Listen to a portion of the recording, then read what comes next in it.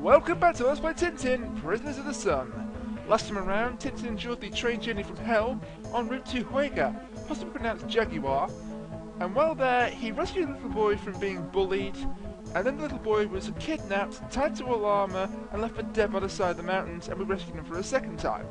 And now that little boy, Zorrino, is acting as our guide, presuming out of gratitude, although he might be trying to pickpocket us when we least expected, the little bastard. Also, Snowy was kidnapped by a giant bird of prey. I believe this is a condor, and Tintin, for whatever reason, decided that the best thing to do was to grab some ropes and a scarf, quite what a scarf is needed, God only knows, and tackle the bird head on. And as a result, Tintin is now hanging on for grim death onto the bird's talons, while the condor is trying to fly around and slam him into the side of the mountain. And as you can see, we have various obstacles on the side of the mountain to try and harm us. We have falling rocks, as demonstrated there, we have branches sticking out. But the major hazard at this stage is not the hazards themselves, it's actually the controls. Because the controls are back asswards. They really are. Whereas you might think that left would take you left, right would take you right, up would take you up would take you up, and down would take you down. Not the case. For whatever reason, up takes you down the mountain. Down does nothing at all. It looks like it does nothing at all. Nothing at all. Stupid fucking condor. And left and right, they do take you left and right, but it's very unresponsive. Seriously, I mean, most of the time you're at the mercy of this bird. It just decides to take you any goddamn way it wishes. In fact, this is probably the equivalent of... I don't know if anyone's seen For Your Eyes Only. You know what, the one-up is not worth it. Let's just get to the end of the stage. I don't know if anyone's seen the beginning of For Your Eyes Only, but the beginning of that has Blofeld take control of Bond's helicopter. This is the equivalent of that. You are now flying remote-controlled airways, Mr. Tintin. I trust you had a pleasant fright. Also, that went unbelievably well. You would not believe how many takes that stage has ruined because I died so many goddamn times. So back to cutscenes. One morning, Tintin sneezes, and that causes an avalanche. And now we're in our trademark +4 trousers and blue sweatshirt running from the avalanche. This stage is not at all bad compared to the condor stage that we've just seen, but it can be tricky if you don't know what you're doing. As you can see, we're running from the avalanche. The avalanche can actually not catch up to you. And I didn't have a hope in hell because I only had lots of health, but whatever. The avalanche cannot actually catch up to you. It's just designed to be there to keep you panicking. And it's doing a fantastic job of that. This stage reminds me of something from another game that was LP'd by a friend of mine. What was that again? Mode 7 Moose Chase! Oh yes, because this is exactly like that, except not, because that involves a moose and not an avalanche, and I'm full of shit. There are two ways of getting through this stage, really. You can either jump over the rocks, as I'm doing, or you can also sort of steer around them, and also be aware that you can actually control the direction you're jumping at while you're in the air, if that makes any sense. We also have these icy patches on the ground, which don't actually hurt you if you land on them. They do make you slide, however, and you won't have full control for a few seconds, and what that can do is send you skidding right into some of the rocks. So you want to try and jump over them as much as possible. The music is kind of cool in this segment, actually, if you have taken a nice listen. In the background, and there's snowballs, and how the hell did that not kill me? Because that did instead. But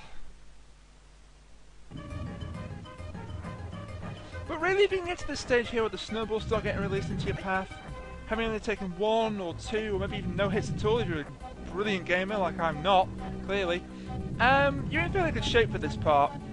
The only difference the snowballs really add to the proceeding is that now you have to keep an eye on both the foreground and the background simultaneously, which can be kind of tricky to do because peripheral vision just isn't built like that. But this isn't still that hard, really. I mean, my strategy, which clearly is not working at all, is to keep a nice central line, jump whenever you see a rock, and then just keep an eye on the background. And if you see a snowball directly in your path, move out of the way, and if not, stay exactly where you are, jumping over the rocks, and you should get down here unscathed, or relatively unscathed. I also quite like that fake out snowball. And of course the game gives us no time for a breather, because now Zorrino leads us into the thick jungle. And unfortunately that means we have an escort mission. Yes, unfortunately Zorrino here proves to be as useful as a chocolate fire guard. He cannot cross the jungle, and therefore we have to do various tasks in order to help Zorrino cross the jungle, because apparently Zorrino is the only one in the entirety of this location that can paddle a canoe, apparently. And that's the reason why we have to subject ourselves to all this escort mission nonsense. Push this tree out the way, and for some reason Zorrino will not be able to cross it until it's all the way pushed forward. And you do want to keep on your toes, because while this is for the most part easy, Zorrino can die. As you notice, he's not suicidal. He will not actually go forward until the path is clear for him to do so. But here, he can fall off that log into the swamp, and it counts as a death. I suppose Zorrino is a extension of yourself in the game? I don't know.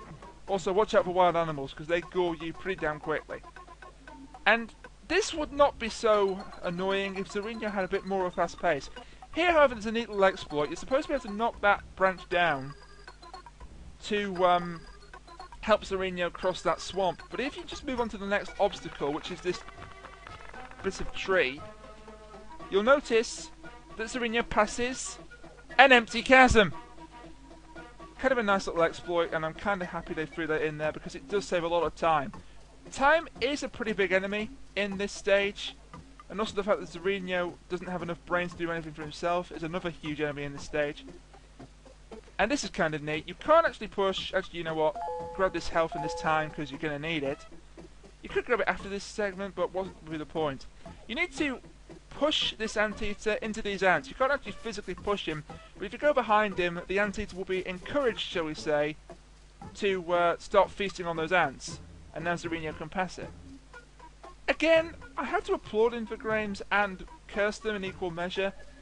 I applaud them because a lot of the levels in this game are unique. I mean, the one we've just been on, yes, the condor. Come on, break your damn branch. Yes, the condor, and also a couple of the others like the train. Really unique. You don't see stages like that in other games. And in the case of the train and the condor, there's probably a good reason for that, because they're goddamn terrible. But you have to applaud them for innovation, but innovation doesn't always mean that it's good, if you get what I'm saying. And here, this is one of the only times that you can die. Don't go on that rock on the left, because that rock on the left actually equals death. Now, Zorrino cannot cross that little gap, so what we have to do is, once again, go one hazard over to the right. And again, try not to get gored by this wild animal. What the heck is that? Is that a wild boar? I have no idea. Pick up this tree branch, then remember to take it back with you, because otherwise, you cannot run while carrying a tree branch. Also, remember to pick this up. Remember to pick this up, thank you. It is useful that he doesn't blindly walk into death pits, because that would be really, really annoying. At least Zorrino's AI isn't as bad as AI in other games. And here, just jump over the animal twice and get gored while doing so. And then it runs off the screen. Zorrino takes his slow-ass time to get to the right side, and then he says, watch out! What's he telling us to watch out for? Well, he's telling us to watch out because we have another boss to fight. A giant snake. Now, to fight this snake, all you've got to do is get bitten in the ass. Yeah, that worked so well. You've got to pick up these balls and use the A button to throw them at its head. Unfortunately, this is trickier than it sounds because you just stand right in the way of the snake and get bitten. Okay, so let's do this the right way now. And the right way is to pick up this ball, wait for the snake to lunge at you, and then lob the ball at its head. Do this right, you'll catch it right at the top of the skull. Do this 6 or 7 more times. I believe it's 7 hits this boss takes. Just be careful, because the hitboxes in this fight are weird. The snake's hitbox is the top of its head. Its neck doesn't do anything, hitting it in the neck. And also when it's lunging, it's got invincibility frames. But you've got to be careful as well, because Tintin's hitbox is also massively gimped. For whatever reason, whenever you throw an object such as a ball, Tintin's hitbox expands to include his arm. No idea why this is the case, but this means that you've got to keep a greater distance from the snake than you actually think you'd need to, or you end up getting bitten as you throw it. You'll kind of exchange hits. The other thing is, if the balls come to rest underneath the snake's head like here, it's tricky to pick them up and then get them again without getting bitten, although I'm doing a decent job of it here. What you kind of need to do is run the hell away as soon as... And there you go, it's down for the count. Now the only other problem is you can easily time over if you miss the snake with more than a couple of balls. Fortunately there's a health refill here, because Zorrino is so goddamn slow to walk over to the right side of the screen. And I'm skipping this dialogue quickly so I don't run out of time. And that leads to this nice relaxing change of pace for a level, the canoe ride. Or maybe just the canoe. This is, as I said, a nice relaxing change of pace. I'm now repeating my commentary because I am the commentary master. Just call me CM... Well no, not punk, that's copyright. Anyway, the point I'm trying to get to is that this stage is nice and relaxing and fairly easy, but you've still got to watch out. Your only hitbox is Tintin himself. The canoe actually is invincible, as is Haddock and Zorrino. They don't actually take damage for you, which is nice. And you'll notice that Tintin has an always not using it. Press the B and the A buttons to sort of do this downward stabbing motion. And you do this in order to hit crocodiles right on the snout with your paddle. Avoiding crocodiles in a river? That's a paddling. But you have to be careful here because the direction the crocodiles come from actually determines which button you should press. If a crocodile comes to you from above you, it's the A button. If they're below you, it's the B button. If they're in the middle, then it doesn't really matter. Another thing that can kill you is, see what I mean? Press the wrong button and you'll get damaged. I zigged when I should have zagged. And again, I zigged when I should have zagged, but it's fine. The only other thing you have to watch out for is if you hit a hazard such as the rock piles, you can get pushed back. And if you go too far back, it is actually entirely possible to scroll yourself up the screen and die. And I'm kind of concentrating now because I'm near the end, but I've only got one health left. One stray crocodile could bring the whole expedition to a crushing end. If the crocodiles come in the middle, you can press either paddle. There you go, that's the end of the segment. You don't crash into the landscape. And we've finished not only that level, but perhaps the most brutal run of 5 levels the game had to offer so far. And believe it or not, we're almost at the end of the LP. There are just 4 levels to go. But none of them are what I would call easy. So join me next time for the finale of Let's Play Tintin Prisoners of the Sun. Until that time, sayonara. You know what, if I just press down, I'm gonna, both on pressing aside, I'm gonna make it. I'm gonna make it! Oh my god, I'm gonna make it. What?! That's the end of the... What the hell was that, game? That's the end of the... I've never had that happen to me before. I'm assuming that's a glitch, but that's the end of the stage. The condor is supposed to drop you there, and then that's the end of the stage. How the hell did that kill me?